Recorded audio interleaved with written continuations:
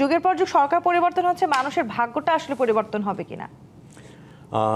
ভাগ্য পরিবর্তন মানুষকেই করতে হবে, এবং ভাগ্য পরিবর্তন তো অবশ্যই হবে। শোষিত বঞ্চিত মানুষই তো লড়াই করেছিল, এই লড়াই তো মুক্তিযুদ্ধ ছিল, এবং সেই লড়াই রাজনৈতিকভাবে সংগঠিত হয়েছে। আজকে আমাদেরকে এই স্বাধীন বাংলাদেশে আমরা একটা স্বাধীন রাষ্ট্র পেয়েছি বহু আত্মদানের বিনিময়ে। সেই মানুষগুলোকে তো আমরা সবসময় স্মরণে রাখতে হবে, আর স্মরণে যদি রাখি তাহলে আমাকে কিন্তু দায়িত্ববান হতে হবে, দায়বদ্ধ হতে হবে।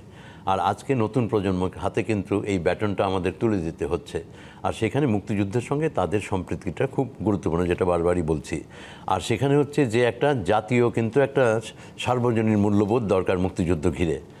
এই যে দলীয় বিভাজনটা মুক্তিযুদ্ধকেও কিন্তু অনেকভাবে ক্ষতিগ্রস্ত করেছে, মুক্তিযুদ্ধের ইতিহাসটাকেও অনেকভাবে ক্ষতিগ্রস্ত করেছে।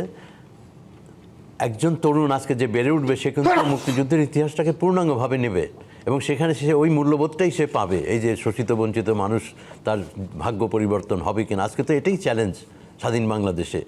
নগদ নিয়ে এলো হার নামানা হার অফার। সর্বনিম্ন 10,000 টাকা রেমিটেন্স নগদে পাঠালে থাকছে স্বর্ণের হার জেতার সুযোগ। আর এই ভাগ্য পরিবর্তনের জন্য সমাজে গণতন্ত্র, সমাজে সম্প্রীতি, আর সেইখানে শিক্ষাটা যদি নেই তাহলে দেখেন ধর্মটাকে কিন্তু আমাদের দেশে সবসময় রাজনৈতিক হাতিয়ার হিসেবে ব্যবহার করে ভয়ঙ্কর ক্ষতি করা হয়েছে। পাকিস্তান আমলে কিন্তু ওদের এটাই ছিল অস্ত্র, যে ইসলামের শত্রু হচ্ছে এই বাঙালি জাতীয়তাবাদী আন্দোলন যারা করে। আর এখন কিন্তু আবার এই ধর্মটাকে ব্যবহার করে মানুষকে বিপদগামী করা হচ্ছে, বিভ্রান্ত করা হচ্ছে। অতীতের শিক্ষা কি?